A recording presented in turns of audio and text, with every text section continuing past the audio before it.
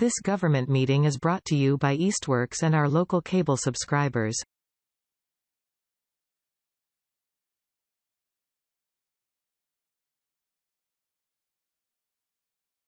Got it. Okay, welcome everybody to the March 16th meeting of the School Reuse Committee. I'll just give you an update tonight.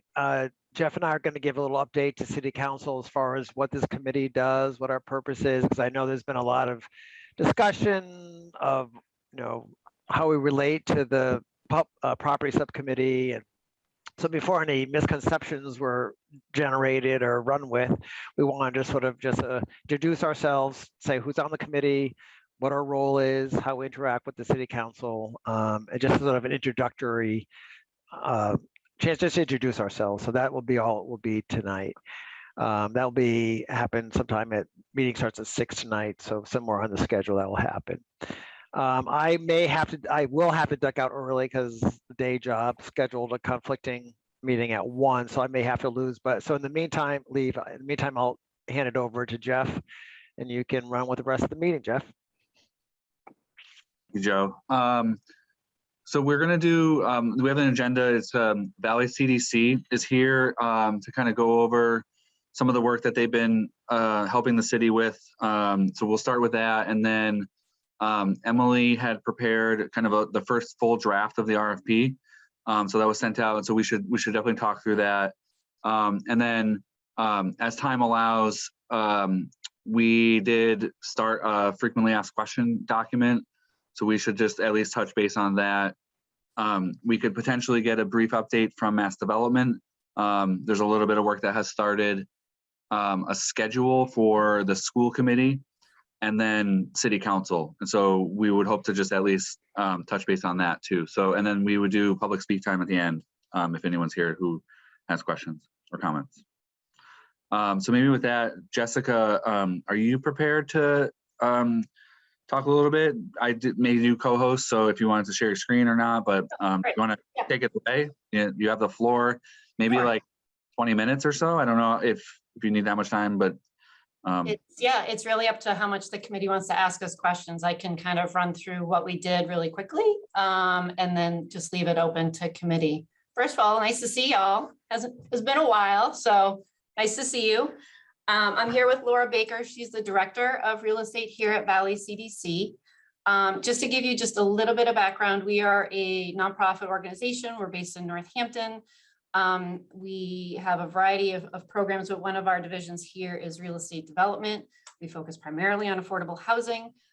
We work in Easthampton, Northampton, Amherst, and Hadley. Those are our service areas. And so right now, currently, we have a CPA grant with the city of Easthampton as a pre-development feasibility analysis, with the idea that we are actively looking for a site to build affordable housing in Easthampton. And we have committed to look at 2 parcels that are owned by the city, 1 parcel that has been identified for housing in the housing production plan, and then another private site. So we have been working at this since about August of last year, compiling lists. And as part of this project, Jeff asked if we'd be willing to do a fit test, essentially, to look at the existing schools that are going to be surplus and try to get an understanding of how many units might be able to fit in there if you're an affordable housing developer coming in. So I put a memo together, and I believe it's been sent to the entire committee, but I'd like to just quickly run through it if that would be okay with everybody, just to get an understanding of, how we think about this, our assumptions, criteria that we need to be cognizant of as we're trying to scope out a project, so that you have an understanding when you put your RFP out, kind of what where our assumptions and our restrictions are. So let me just make this bigger. So just to understand some of the assumptions that we used in our analysis. So first of all, we are assuming that 100% of the projects would be residential and the majority would be affordable units, deed restricted affordable units. So that's our first assumption in building this out. Second is that we are under the assumption that the 40R zoning that we know is currently under amendment at the city and at the state level, the zoning would be changed to allow under the 40R residential units on the ground floor. Currently, the 40R zoning prohibits that, which would then prohibit the number of units that would be able to be built within these buildings. So we know that's in the works, but we're making the assumption that that zoning will pass. Thirdly, we're making the assumption that we are going to be utilizing public subsidies through DHCD. That is who we apply for federal and state low income tax credits and soft debt. And that the tax credits would be a major source of the revenue for the project. We're also working under the assumption that we are designing this for family housing production. So that means variety in the size of the units, 3 bedrooms, 2 bedroom, 1 bedroom. It's not going to be a senior housing development of just all 1 bedrooms or all studio apartments. So that was, again, the assumption is that we would have a mix of units in these buildings.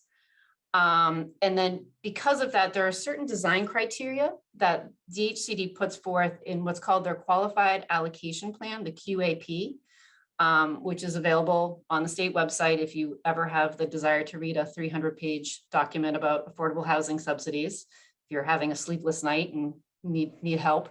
And then there's also the notice of funding availability, which adds some additional design criterion as well. So based on those 2 documents, we are scoping out our unit count based on that the project has to have a minimum of 20 units in order to be eligible for LIHTC, the low income housing tax credit program. And that it needs to have a minimum of 12 units to be eligible for other soft debt subsidies. And if you ever dug into the QAP, you'd see that there's certain cap amounts for each of those programs. And so we try to structure our deals to have the right unit count kind of match up with how we can best utilize those funding programs. DHCD also requires that 1 bedrooms are not less than 600 square feet, 2 bedrooms are not less than 800 square feet, and 3 bedrooms are not less than 950 square feet. So in utilizing the documents that were provided by the city, that's the square footage that we were kind of scoping out for the units. And the other requirement that DHCD has is that for family housing production, at least 65% of the units must be over 2 bedrooms, with 10% of the units over 3 bedrooms. So, these are, when we're, again, looking at existing square footage, we're trying to make the square footage work for these requirements. And I do have this, pretty big disclaimer here. So how we did this is we took the floor plans that were available in the Maple Street School application to the state for the school funding. We took those base plans and basically using the scale, just tried to scope out based on the square footage, how many units we could fit in there based on these design criteria. So these have not been reviewed by an architect. They have not been reviewed by a structural engineer. They have not been reviewed by an MEP, a mechanical, electrical, plumber, engineer, anybody who's looking at heating and cooling systems. So what we often see is, we do these kind of sketch concepts, and then when we give them to our professionals, they're going to cut back a couple of units because we try to, get as many units as we can, and they're telling us, no, you need more space for the mechanicals, or you need more space for plumbing, or whatever. So I would say, as a disclaimer, if anything, these numbers that we've kind of sketched out, and they are very conceptual and very sketchy in sort of the drawing, not in the, is that that the unit count may actually go down, that this may be a higher number than what could actually be built in there once you start to take into consideration all those other things. So does anybody have any questions about those assumptions? No? All good? Okay. So I'm just going to walk through kind of what we came up with for each school based on the conversation that we had with Jeff about what we should be looking at in terms of programmatically. So we're looking at the center school, we're looking at a complete gut rehab of the existing building. We'd be having to add an elevator. Valley, in our projects, we have on-site laundry, community room, offices. We like to have all those amenities as part of it. We'd be looking at the existing playground to remain. This is what we were able to scope out is 17 units on the first, second, and basement floors. I will note that the window units in the basement, because of the shape and the size of the windows in the basement, it may not be feasible to put units down there. That's something that would have to be determined by the architects looking at building codes. DHCD has specific codes for that as well. You need to make sure that you have egress from those locations, that somebody can escape if there's a fire. So that could definitely change. So the basement floors, because of the window size, may not be able to work. I also want to note that, as I noted before, to be eligible for LIHTC, you need to have 20 units. We only can see about 17 units here. So this project would not be able to be eligible for LIHTC funding, but could potentially be eligible for soft debt. So based on the parcel size and the number of units, this would be a density of about 14.45 units per acre. And I am going to note that this is not meeting the 20 units per acre that would be required under the 40R zoning. So, if somebody was to utilize 40R, they may need to put an addition on, they may need to look at unit configuration a little bit differently in order to get those 20 units to meet the zoning. And I know that parking is often something that's discussed a lot with development downtown and what's needed. And I may kick it to Laura to talk a little bit more about what is typical in our projects and what we see is needed for parking. We don't see that we need, based on the tenants that we support, to have a 1-to-1 ratio of unit to parking, which is what is currently sketched out in the 40R zoning. So the parking ratio based on the existing spaces and the number of units, the aerial photographs that I were looking at showed anywhere from 13 to 20 spaces that were being utilized. So the parking ratio would be 0.76 to about 1.1. based on no other additional build out. Center School, the first one that we did was the existing building and then plus doing a building addition because we wanted to try to hit the 20 units to be eligible for the LIHTC. So this is a gut rehab of the existing building plus a new construction of a 4-story, 18,000 square foot building, on-site laundry, community room, office, elevator, renovated playground, and this has 31 off-street parking spaces, is what I was able to sketch out. So I made an error when I was doing my sketching out. It doesn't currently meet the DHCD unit mix requirements, but could probably easily be fixed with the new building addition to make that work. The density at this level would be 47.7 acres per unit, and a parking ratio of 0.68 spaces, which is pretty consistent with most of Valley's properties in terms of our parking.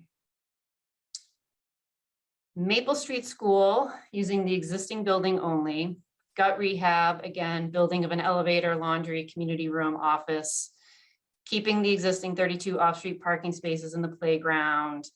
Our vision would be to add some green in that space. There's a lot of pavement and we think it's really amenable to some landscaping and some nice trees to soften it and also to bring some more greenery into that part of the city. Looking at about 27 units at the first and second floors with no units in the basement due to the window limitation size. With the parcel size, the density would be 18.2 units. Again, not hitting that 20 that's under the 40R zoning. Another 3 units would need to be added in order to meet the requirement. With the existing parking ratio and the units, we're looking at about 1.2 spaces per unit. And then we were asked to look at Pepin keeping the gym as a community space versus trying to build out the gym as a community space. So the first with keeping the gym, it's a partial gut rehab. Building would include upgrades to the existing elevator, on-site laundry and office. All of the gym and the gym accessory spaces like the locker rooms and the bathrooms and et cetera would remain because that would be part of the function for the gym. There's potential solar because of the existing flat roofs, and there'd be existing off-street parking on the separate parcel. There's 28 spaces there that I could count. So based on that, I can see about 31 units being placed in Pepin School, putting the density at about 44 units per acre and at 0.9 spaces per unit. And then the build out would be removing the gym, building the whole thing out, 42 units on first, second, and basement floors. Concept could be that the units in the gym would be presumed to be a loft style to deal with those high ceilings. It would be about 60 units per acre at a 0.66 spaces per unit. So that is what we were asked to do for sort of unit counts. And then the last page of the memo was really just a draft development pro forma, just so that the committee could understand, you know, the sources and uses and how much it would actually take. Now, I will tell you that these numbers were run at the end of December. Since then, construction pricing has completely changed. We saw a 25% increase in lumber in the month of January alone. So it's really hard to predict construction numbers for right now in our industry. It's just changing so much. There's just a shortage of supply. So based on this includes the build out. So this is with the addition. So this is the existing school with the addition, 42 units. All of them would be available to 60% at median income or less. That would make it qualify for the tax credit program. And the build out would be around $450,000 per unit, even at with all of the subsidies that are being provided. So just to walk you through the sources and the uses. So the uses of the funding would be assuming that the acquisition cost is $1 from the city, that it's essentially a donation from the city. Construction hard costs, again, pricing at an end of January pricing was around 14.7 million. Soft costs, which is the architects, the engineers, environmental, were required because it's tax credit. There's some other soft costs like accountants and stuff like that may not be necessary for a market rate private developer. So those soft costs were about 11% of the budget. And then there's a funding that would be placed in reserves for operating reserves, developer overhead and fee, about 12% of the budget. So it's about a $19 million project at this scale. With the majority of the sources of revenue coming from federal LIHTC and state LIHTC, you can see that's about 78% of the total. The rest of the funding would be coming from DHCD soft debt, which is these three, the Affordable Housing Stabilization Fund, and the FCF, the Facilities Consolidation Fund. We'd be looking for an ask from the Easthampton CPA. Right now it's budgeted at around 360,000. And then the project would take on a permanent debt. It would carry a mortgage for 30 years of $1 million that we would be paying off over time with money from that we'd be getting through operations. So this is really just kind of a quick and dirty of, you know, when we're kind of looking at a project, this is our first step, is to see what the unit count would be, kind of get a sense of what the cost would be, and trying to find that kind of sweet spot of the number of units from operations that are needed to carry the building forward, the number of units in order to maximize the subsidies that we can, and what meets the zoning and the permitting requirements in a community. So those are sort of the three things that we're kind of grappling with when we're looking at unit counts. So I can stop the share, and then we'd be happy to answer any questions that you have about our process and you know, how we work through this, and anything you'd like to know about affordable housing development. I'll add one quick note, which is that the 20 unit minimum for the tax credit program could be a scattered site project. And so it's more complex and the legal costs go up, but you can put, and I know this is relevant to your discussion, 2 sites together to kind of aggregate that minimum.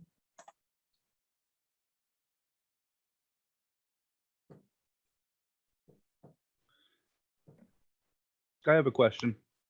I'm wondering if we could subdivide the property to increase the units per acre. I know there's not much property to deal with, but maybe we can subdivide into a playground and that will increase the units and make it eligible. Is that something that can be done? You mean eligible under the permitting, not necessarily the tax credit financing? Yes, right? The 440R, I'm sorry. Mm-hmm. Mm-hmm. Yeah, I mean, you could, if you reduce the parcel size, then the calculation changes and the units change. Yep. Can I latch onto that just for a second? So I think there's good news within the 40R zoning.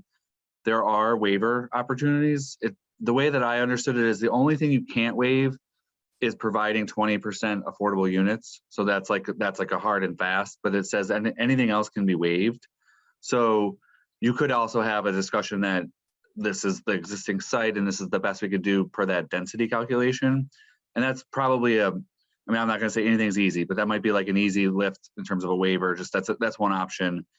And in terms of 40R, I did want to say I appreciate what Jessica's showing about this projected zoning change. We're in the process. I did want to report real quick that we did get an initial favorable review of the zoning amendment, and they had no issues with taking out that ground floor prohibition. We need to finish the hearing process that we're in and go to city council to get it approved. But at DHCD's initial review, and I specifically asked them, they didn't really have a concern with that. So that's just promising in that regard. So that's great.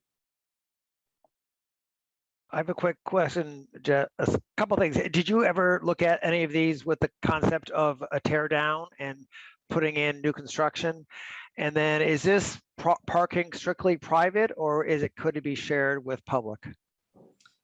So we did not look at a tear down because it was kind of my assumption that there isn't a lot of appetite for a tear down for the schools, and that it was more leaning towards trying to save the buildings.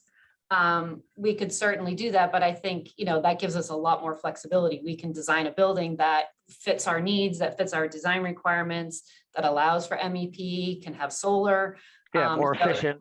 There's a lot of good things about it. Yeah. More efficient, more, better design. So I think with the ability to do a tear down, I think that opens up for us a lot more opportunity in terms of getting the units that we need, meeting the zoning, getting the right unit count. It's tricky to sort of fit into these funky buildings. I will say that Pepin, with all the grade changes, the half stories between the two buildings, the gym, the wide corridors, it's tricky. It's really tricky to make these things work. And I feel like sketching out Maple and Center were a lot simpler because they're a lot more square. Pepin is just a funky building. And so it's tricky to make it work. And, the flip side is that we can then go to DHCD and say, hey, we did the best that we could. We're getting as close enough as we can to this unit mix. Can we get a waiver? Because we're working within these existing framework. So I think, it would make our lives a whole lot easier if we're able to do the tear down, but, we like to try to be as environmentally conscious as well. And if there's something that's got good bones, we want to look at that as well. So. And parking? Parking, the shared parking. So, I think that's a question for the community, quite honestly, because we feel, and Laura, maybe you should chime in now about parking, because you're pretty passionate when it comes to the parking requirements and affordable housing developments and what functions and what makes sense for us. I think your calculations are 0.57 spaces per unit. So we would encourage the city to look flexibly at the required parking. It's so case specific in terms of location, proximity to bus line, walkability, and it also really flexes with the income level of the population and the size of the apartments. The smaller your apartments, the fewer cars, the lower your income standards, the fewer cars. So we pretty much know at a certain income point, people can't afford a car. So we know they're not going to have one. So that's not factored into normal zoning. So I would really look, again, it sounded like there was possibility through the variance, but we often start just looking at one space per unit, but we have buildings that are much less than that where we have empty spaces. And so again, it really is a case-by-case look at the composition of, because not all units are equal when it comes to what it's going to generate for cars. So if it were desirable to have shared parking, it certainly is something to be thought about, whether you want to have enough for your tenants. Is there on-street parking? Just a bunch of different factors to look at if that's one of your goals. Yeah, I think Michael had a question. So. Yes. Hi, I'm Michael Budnick, a resident, and I'll tell you more about myself when it's public comment, but I just had a quick question. Is the gym space that you were talking about, is that the same as the auditorium theater space that has the kitchen off to the side, or is that a different space? So the way that I read the plans is that the sort of half floor, basement, first floor, second floor, that's all gym. And then above that is the cafeteria. So the cafeteria is actually built out with units, and the gym would remain with the double story, with the idea of it being kind of like a loft style apartment. Okay, and I'll reserve the rest for public comment. Thank you. That's great. And then I saw Councilor Riley had a question too. Had your hand up.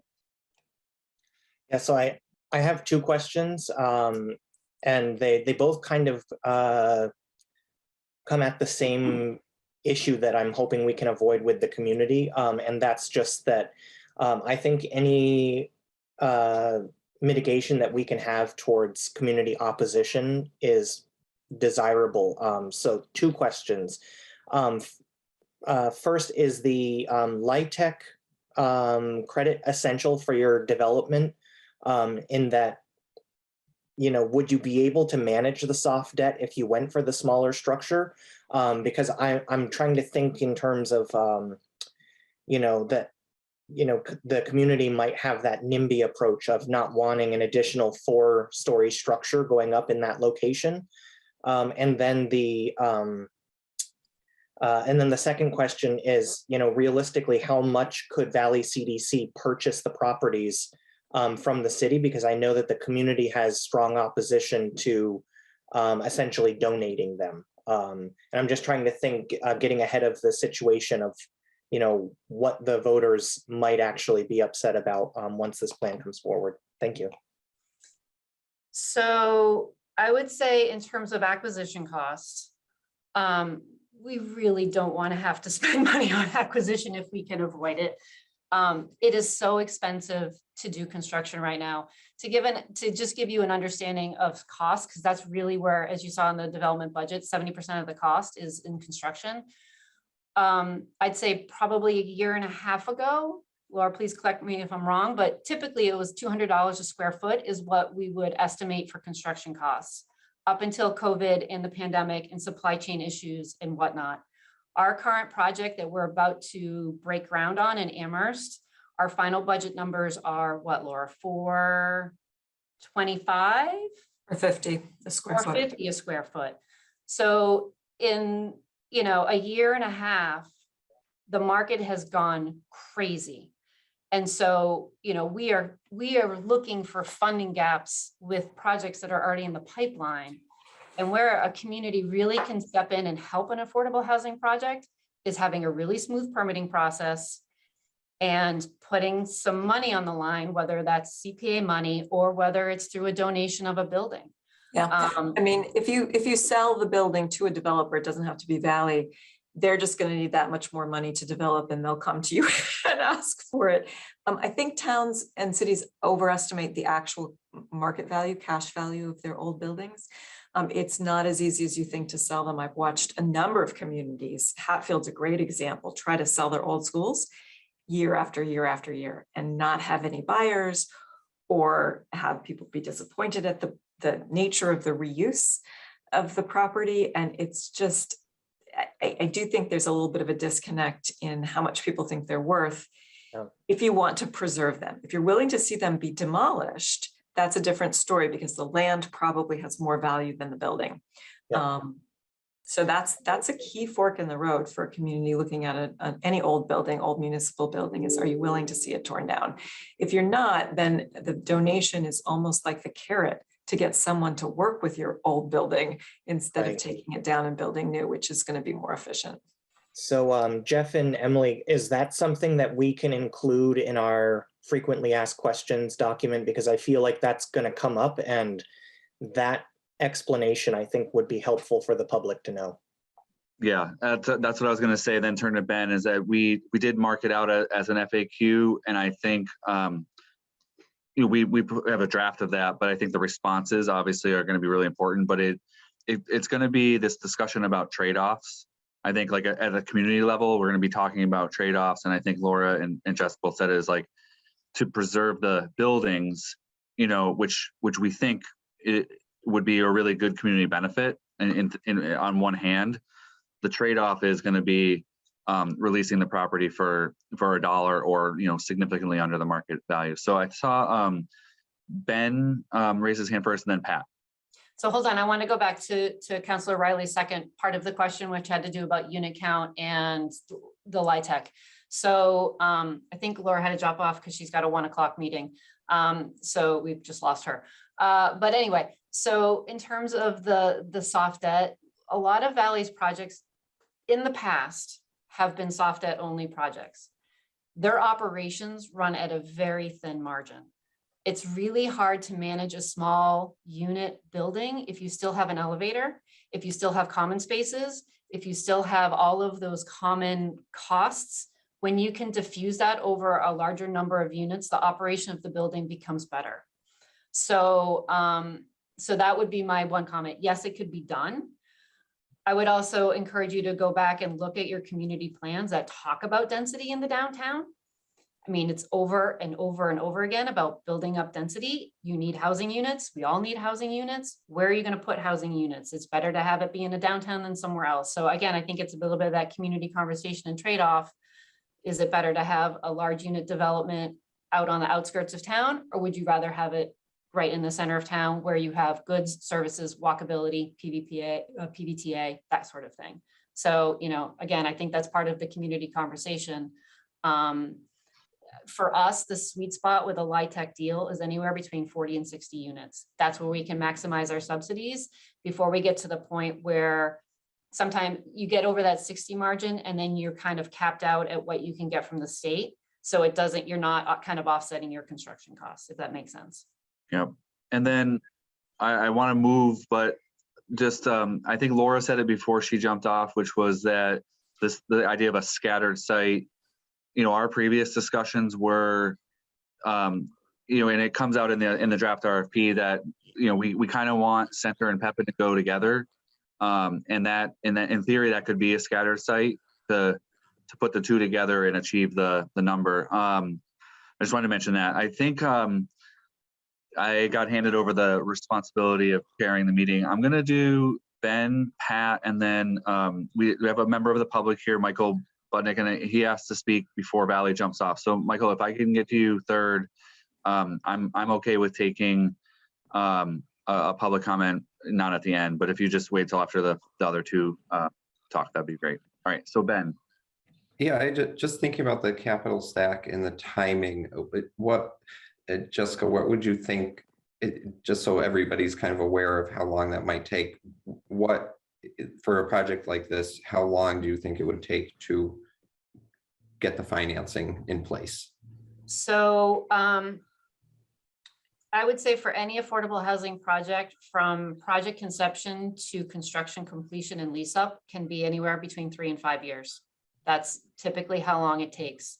Now, the funding at the state level is incredibly competitive, very competitive. The more shovel ready and the more that you're hitting kind of the state high priority needs, the higher chance of you being funded. So for instance, the state right now is really focused on individuals that are houseless and looking for units for the creation of individuals to get them off the street. So that is something where they're putting a lot of money. There's a lot of ARPA money that's coming down the pike right now. So there's opportunities that are open, but that funding has to be allocated by 2024. So there's, this push to sort of get these units in place. It takes us, our step-by-step process is, once we have site control, because that really is the key. You need to have site control before you can apply for funding. So once site control is in place, then you can apply for funding. You may be funded the first round. You may be competing the second round. There's a round every year. So it really depends on when that money is granted or awarded. And then it takes a couple months, 6 months to get to a closing. And then we've got probably a 15 to 18 month construction period. And then we're into the lease up. So it takes a long time. There's a lot of parties that, as you mentioned, the capital stack, Ben, there's a lot of people who have their finger in this pie in terms of money. It's equity investors. The tax credits are sold to insurance companies, to banks. They're the ones who are putting the money up front. So they're invested for 15 years into this project. There's often a lot of attorneys on these calls in closing. It's like, $1,000 every time because there's like 5 different attorneys representing 5 different subsidies in order to make these things work. So yeah, it takes a while. That's Not for the faint-hearted. Yeah, and we're not faint-hearted around here. Pat, do you want to go? Yeah, you may have created another question for me, but so do you think an organization like Valley CDC would, one of the kind of thoughts I've had as we've gone through this process is, do we do this as one RFP for one location versus 2 versus 3? And I know we kind of talked about that, and I know that it's kind of designed with Center Pepin really being one and Maple being another. Do you think that there, it would be, there's any disadvantage to making it 2 separate locations versus 1? Does that change Valley CDC's like thought process on, nah, we don't really want to do this if we're only getting one of these parcels versus all 3 of them?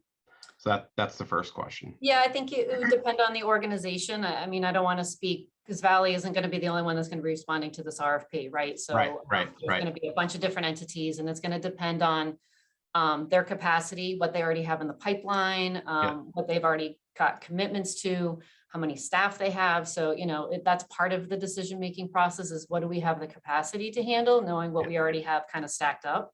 Okay. And I can't speak to what other development teams are like right now.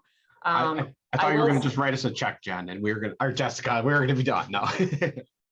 So, I mean, the other part too, in addition to that is, we're mission-based. There's a need for housing. There is no doubt. So, if we can secure sites and get housing built, we absolutely want to do that. Okay. But I think what a municipality needs to understand is, there's a limit to how many applications we can put in per year. We can only put in 2 per year. Mm-hmm. We can't, because there's just such a high demand that we are limited. So again, depending on what's already in your pipeline, where are you going to put that funding application in? Those are all strategic decisions that any organization is going to make. But I'd say, if the greedy real estate side would be like, yeah, we want all those sites because we want to build housing. Yeah, we need to get people into houses. The other side is, all right, we'd have to be strategic about our capacity and what other things that we have to, what we've got in place. So I think it's a decision for any organization moving forward and what they're able to handle. But I think it's important for you to know that an organization can only put in 2 one-stop applications in any given year. So depending on what else they've got queued up might limit them. And this might be a silly question, but I'm going to ask. No such thing, Pat. There's never a silly question. You don't know that. We'll see. So one of the things that was mentioned was that there's a 3 to 5 year span for the funding, for finding the funding for this.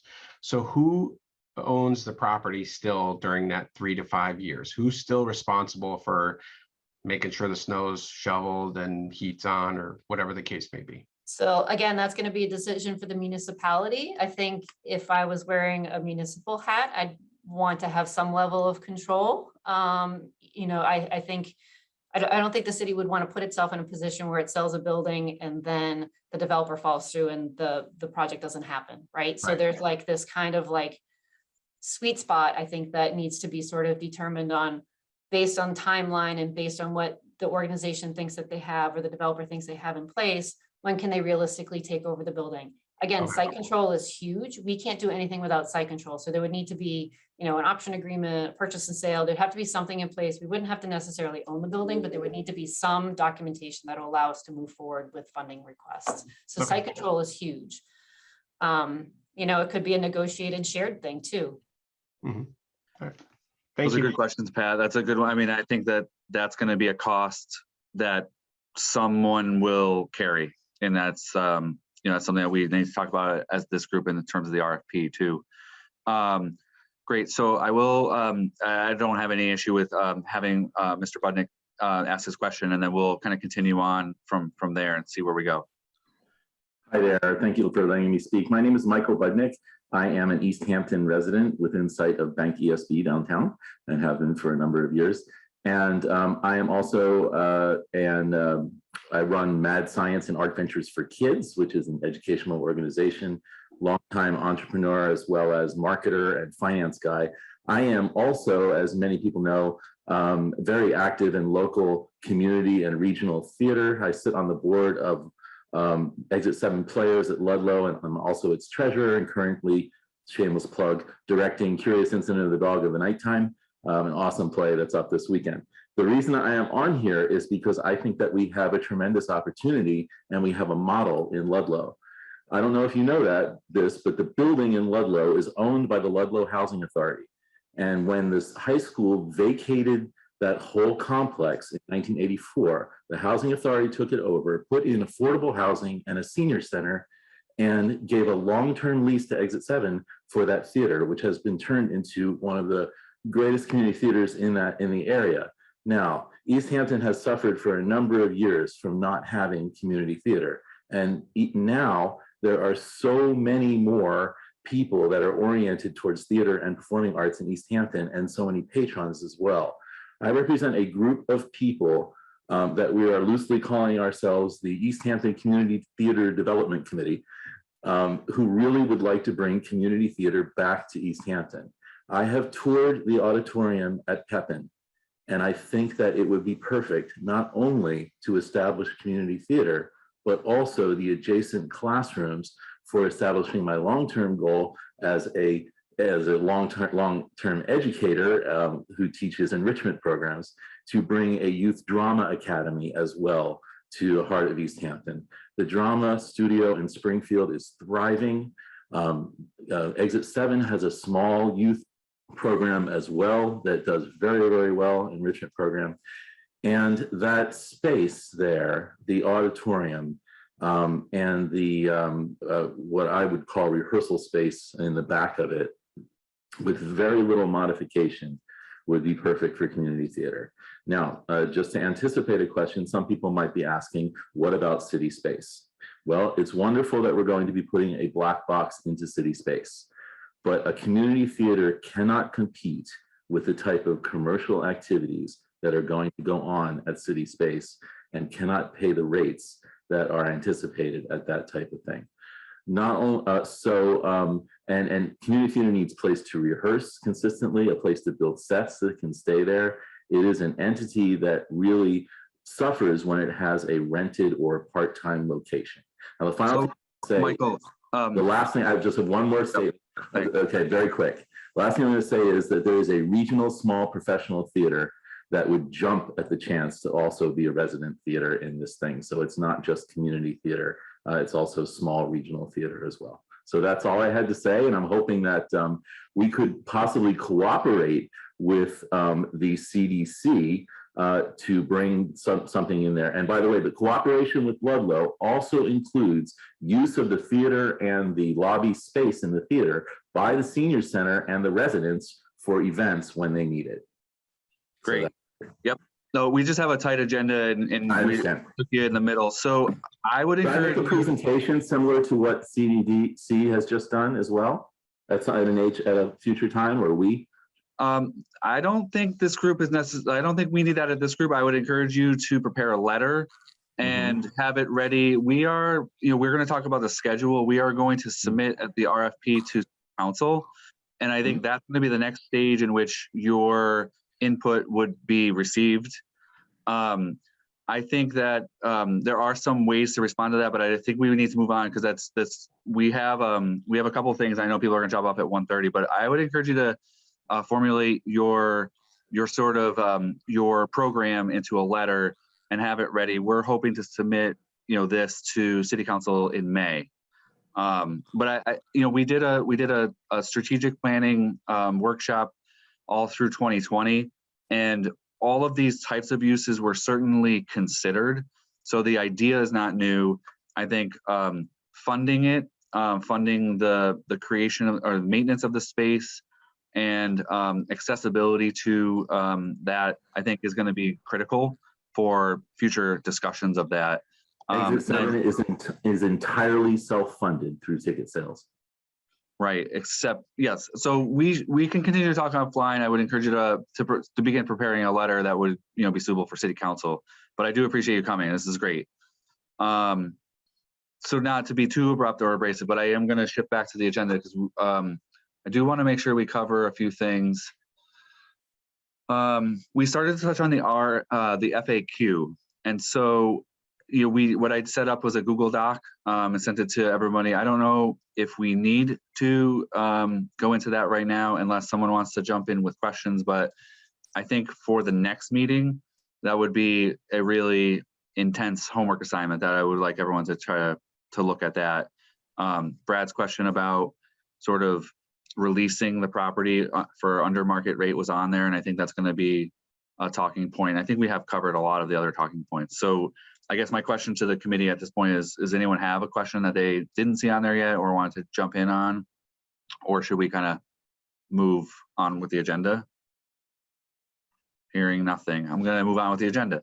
Ben is here, Ben Murphy from Mass Development. And Ben, I don't know if I can put you on the spot and just maybe have you give a quick update on the project that we have going with you guys, and I can fill in any gaps too after you I can have a really quick update. We did have our official kickoff meeting. Was it this week or was it last week? Recently, yeah. And so VHB is moving forward on kind of doing the basically fact checking all the, it's just going and seeing what the existing conditions are in the roads, the systems. They'll be doing a camera in the sewer system to better understand that. And we expect that we'll get a report. I'm shooting for mid-May. So that's kind of when we expect that. Also, Crowley is on board to do the appraisals. And Jeff, have you been in touch with? I haven't heard anything on that recently, so I'm not sure if anything's moved forward. That should be certainly done before mid-May also. Yeah, and yes, so the appraisal company toured the buildings last Thursday, I believe. So that was kind of their initiation of that, creating the appraisal. So I would imagine they still have probably a couple weeks until they actually have the appraisal. But we covered this once, but it's worth kind of reiterating that the appraisal is necessary in the event that the city wants to let the properties go for less than the market value. So it's like a required step. So that was why we worked with Mass Development as that's one of the key things that we definitely wanted the assistance from Mass Development to pay for that. So that's underway. Ben, the other thing that VHB was going to do is sort of one conceptual design plan for each of the properties, and we just provided some information to them, kind of some ideas, but I think that's where we'll get this sense of kind of picking up where Valley CDC is leaving off with kind of the fit test for the number of units in the building. What I kind of hope to see from the VHB is, can they show parking spaces, the necessary parking for tenants?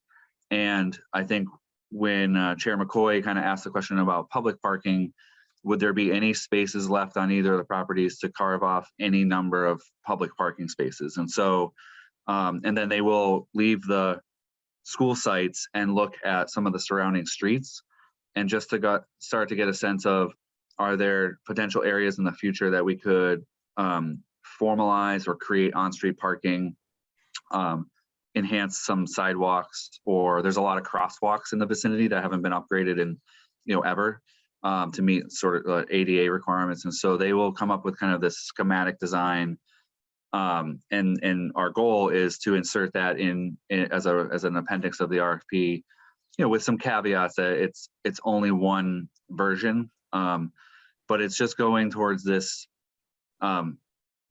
information that shows that these things are feasible. So like the fit test with the number of units shows that this is possible, and it has to be reviewed carefully by others, but it is possible. And then same thing with parking and other site features. So, I mean, that's, we have a tremendous opportunity to be working with Mass Development on they are hiring those consultants to assist us. So it's really a nice relationship that we have. And I think with the conceptual plans, thinking about whether or not public parking and public playground space is a priority for the city, including those in the concepts will be, I think, helpful for a developer coming in to see, kind of see that that's an important thing. It Great. might not be required, but it will show that it's important. Yeah, no, totally agree. Great. So the only other thing is really a schedule for, well, no, other than going through the RFP, the only other quick thing is kind of the schedule. And I did want to just quick preview that what we're trying to map out is potentially trying to go to the school committee early April. And, you know, their vote is really going to be to determine that the school properties are sort of no longer needed for school purposes. And, you know, the thing that we want to map out with them is that there would be a date, and for conversation purposes, the date might be like August. So the school will finish, they have a purge plan to remove all the things from the school. And then, you know, that would be like this projected date. So, you know, the city attorney is telling us that we could have the school committee potentially vote on this in April with that timeline. And then what that would do is that would give us this segue to bring, you know, a report and the draft RFP to city council for them to start their process. And so we still have a little bit more mapping out to do of how that will work, but the goal generally is to see, you know, if we can have kind of the RFP in a good draft form by sometime in May and submit it to city council. And then from there, and that's what Chair McCoy said, we will introduce it to city council and then it goes to the property subcommittee. And one of the things that, you know, this group, you know, it's really the charge of this group was to assist the property subcommittee by doing all of this legwork and coming up with a good solid draft RFP with the reasons why.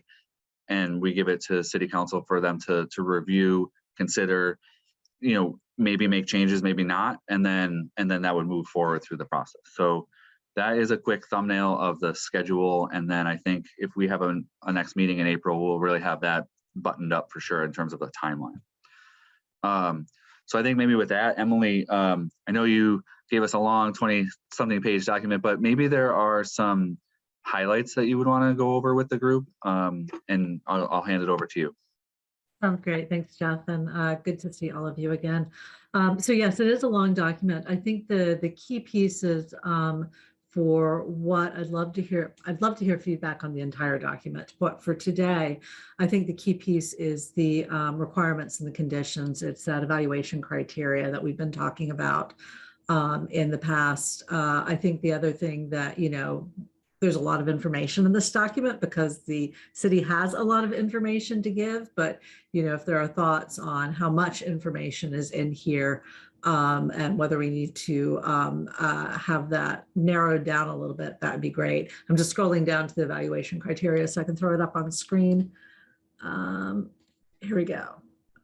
So in talking with all of you, you know, I want to make sure that we're all comfortable with this, for going forward for discussion, but also that, you know, I didn't miss anything. So that's the other part of it. So we talked about affordable housing, and this is really the sort of the second crack at taking everything that we talked about and putting it into the not advantageous, advantageous, and highly advantageous blocks. So this is to the point of trying to keep the affordability level flexible enough that a developer is able to respond, especially given the changing conditions that Jessica was talking about earlier today, but also making sure that we're putting in highly advantageous, that we want a wide range of area median incomes and max that out, and that we also want a wide range of family sizes as our highly advantageous. We talked about ways of doing community connections. I'll run through these and then we can get any feedback. But in terms of community connections, again, leaving which connections we keep prioritize or flexible for the developer, but saying that, you know, the more community connections, the more ways we are able to have the people who live in the new developments interact with the neighborhood, the better. We wanted them to be responsive to the fact that these are either existing buildings or existing sites that exist within a built environment. And so the design needs to be responsive to that. And, you know, responsive is the advantageous. being imaginative about how responsive it is, thinking about the architecture, thinking about the site, thinking about the community connections is highly advantageous. We talked a little bit about environmental sustainability. The city has already accepted the stretch energy code, but so for this, it's putting in whether it's advantageous that it's eligible for leader sites. In other words, it could comply, but we're not asking them to certify it, and that the higher level, the highly advantageous, is that it is committed to applying for those. And then the retention of the existing buildings on this page, we've talked a little bit about that, rather than requiring that they be retained, leaving it flexible, but at least in this iteration, giving a highly advantageous that all three are retained. We talked again a little bit earlier today about the number of sites in the proposal. So not advantageous. We don't want somebody bidding on just a single school. But you know, that Center and Pepin are treated as a single site, and that so somebody could respond for Center and Pepin in a single site, or they could include all three schools there. And again, if the wording doesn't make sense as you read it, that's the type of thing, having your fresh eyes is really important. You look at it too long and it makes sense to you.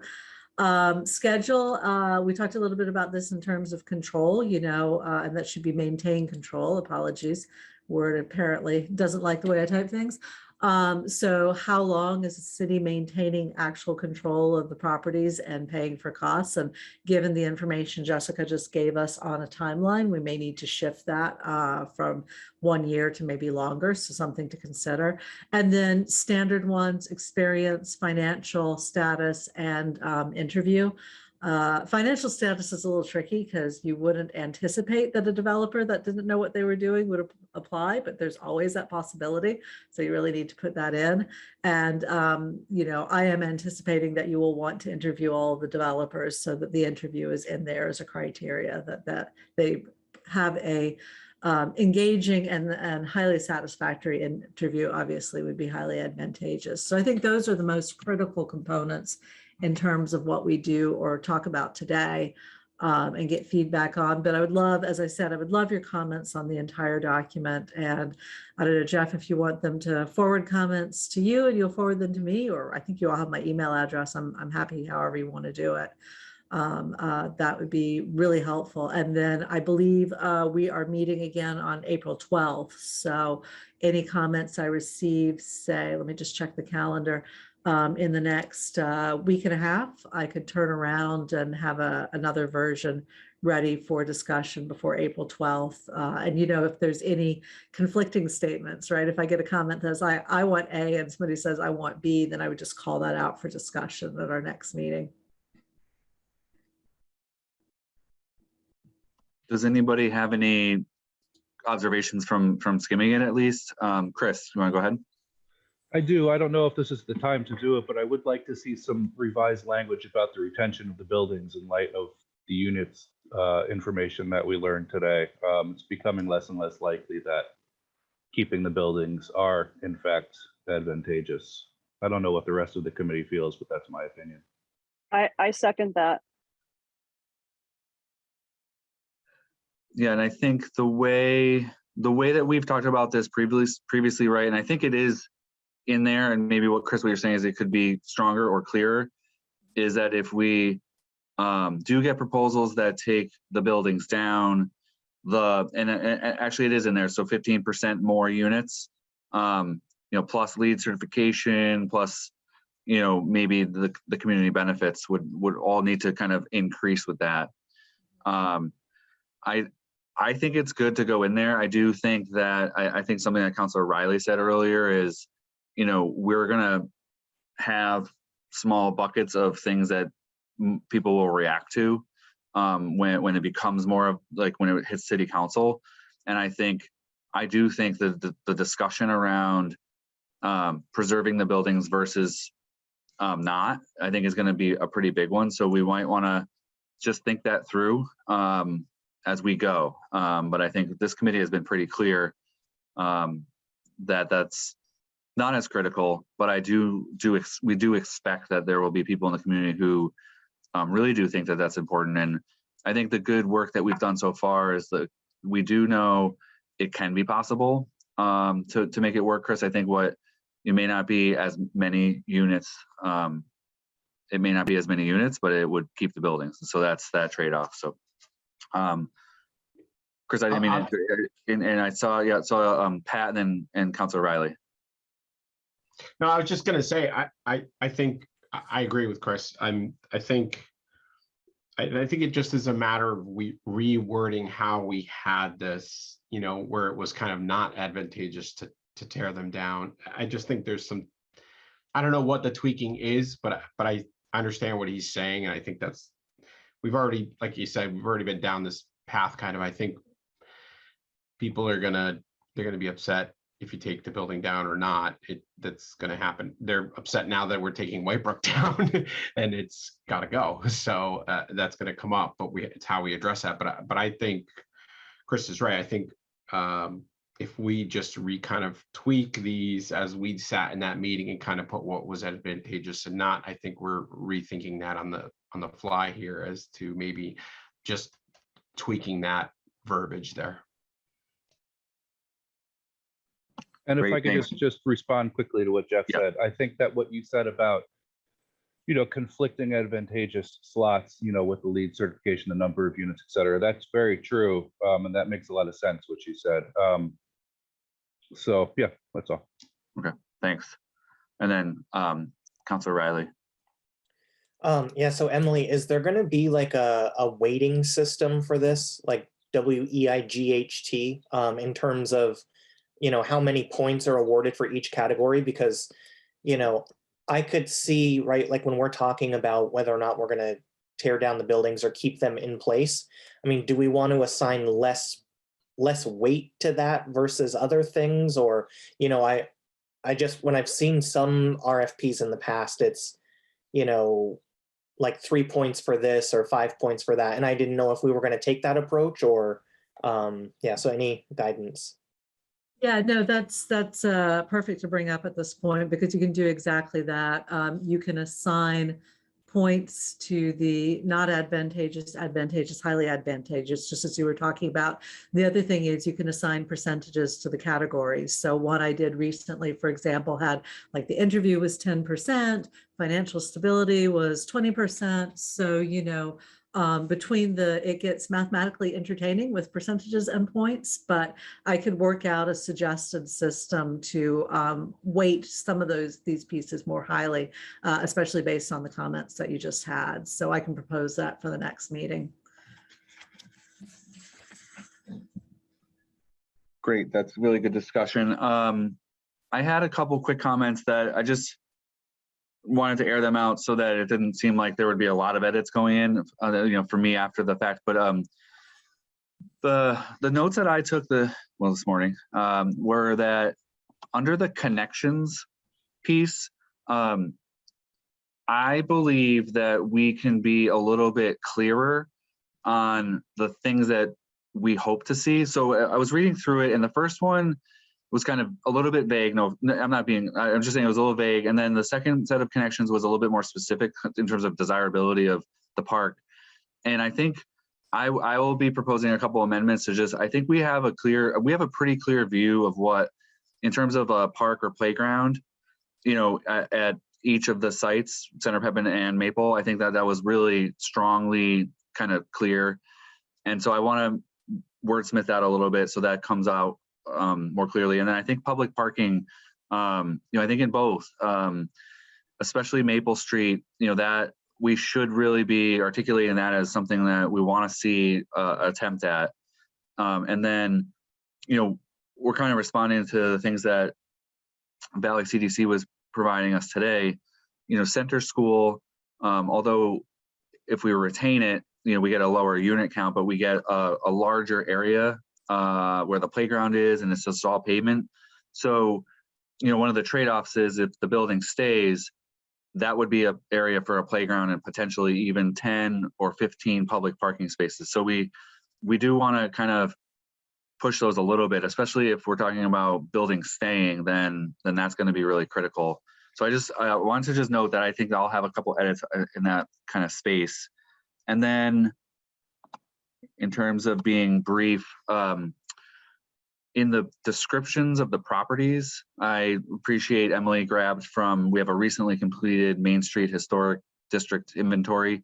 I did want to say, I think we have a lot more information in the Maple Street design feasibility study. And so we might want to pull some of that in to those descriptions from there. And then the last thing is we have a more documentation that we can add into the appendices. And I think that Maple Street design feasibility should really be primary in there. Because I think certain parts of the development team that looks at this will really want to dig into that. So those were my quick, there'll be more, but those were the big ones. I just wanted to air them out so that no one's shocked when it comes in the next version. I'm glad you mentioned the descriptions of the buildings, though, because I was going back and forth on how much information to put in. I think some of my prototype RFPs, they were like a page or maybe 2 pages of information about the buildings.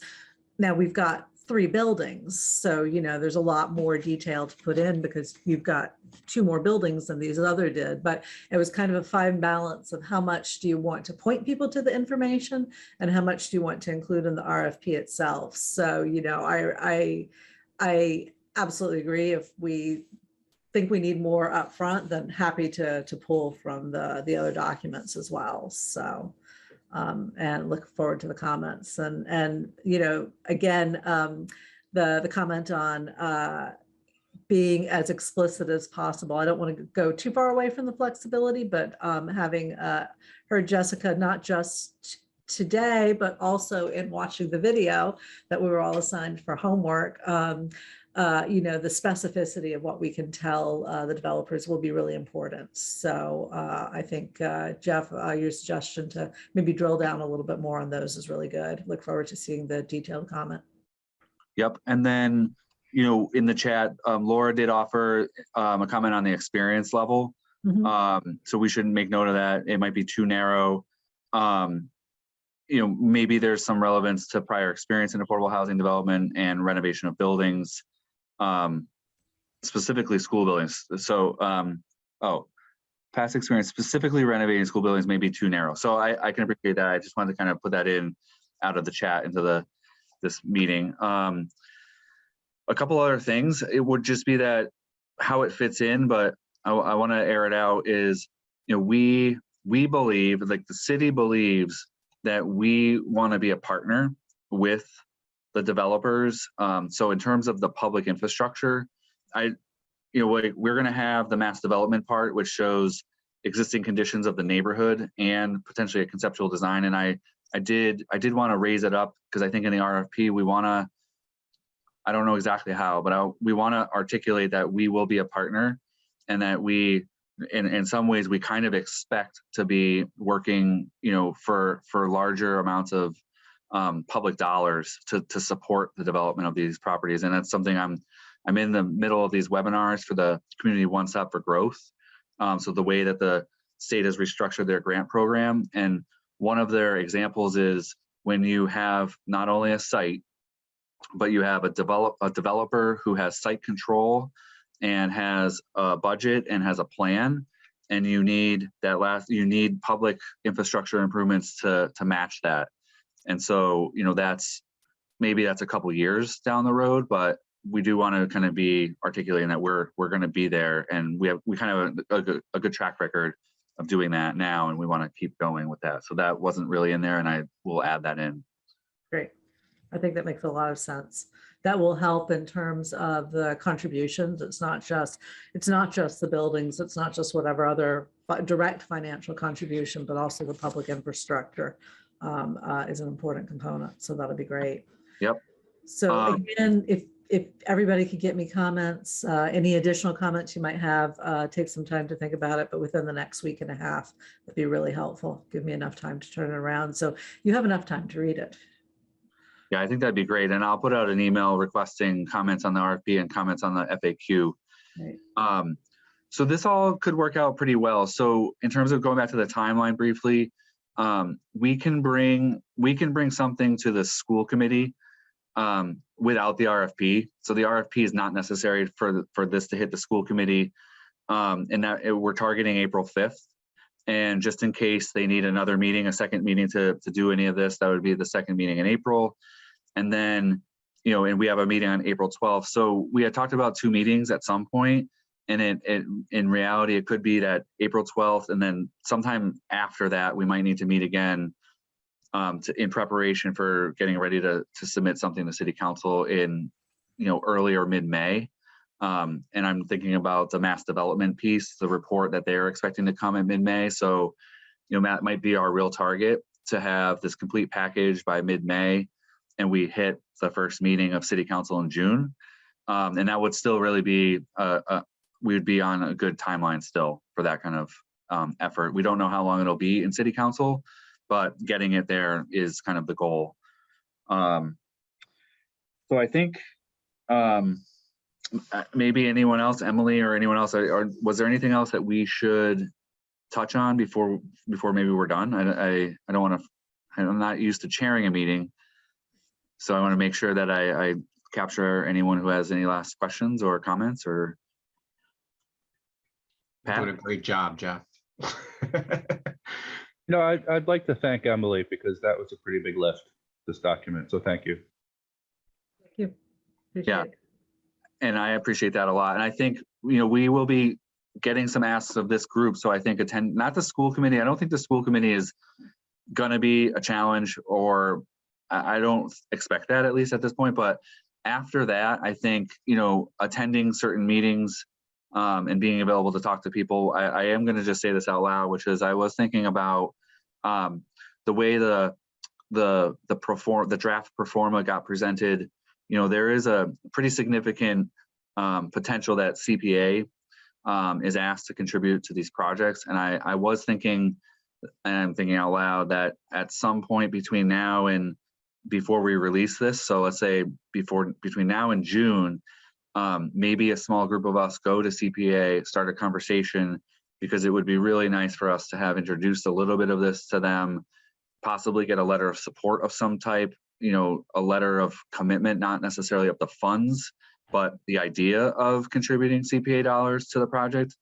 Because I don't want to necessarily put out an RFP and have someone guessing or worry that the CPA may not be behind the project. So I'm just thinking out loud. Shouldn't do that. But Jess, you looks like you wanted to jump in on that. Yeah, just this is not with my CPA hat on by any means. This is with my developer hat on. I just want to be clear about that. That, when we are applying to funds to DHCD, it's critically important to show that there is a local commitment, and they will generally not entertain any applications that do not have some sort of local cash financial commitment from the local municipality. So having that local dollars in early leverages a ton of money at the end of the day. So it is an important piece of the funding puzzle. Yeah, and so maybe even just bringing it to CPA, making sure they're aware and offering some kind of letter that they understand that there will actually be a funding request a little bit later, but just to know that it's been brought to them and there's some level of commitment to supporting it. That might be a little bit of a thing we might want to try to do in the next couple of months. So I think everyone, Mr. Budnick was our public speaker, so I don't see anyone here who would talk during public speak. So I guess, barring anything else, I think we'll maybe adjourn. Chris, were you gonna add anything or? No. No, okay. So the next meeting will be April 12th. And if I have my ducks in a row, we're gonna try for 12:30? Is that a decent time, at least right now, to try to project for that? Yep. Great. Sure. Okay. Well, thank you, everybody. This is great. And so I will send out an email with homework, review the RFP and comments and FAQ. Any other questions or even attempts at answers, kind of helping us frame some of the ways to respond to that would be great. All right. Thank Great. you. All right. Thanks, folks. Thank you, everybody. Thanks, everyone. Good to see you. Everyone, take care. Yep, you too.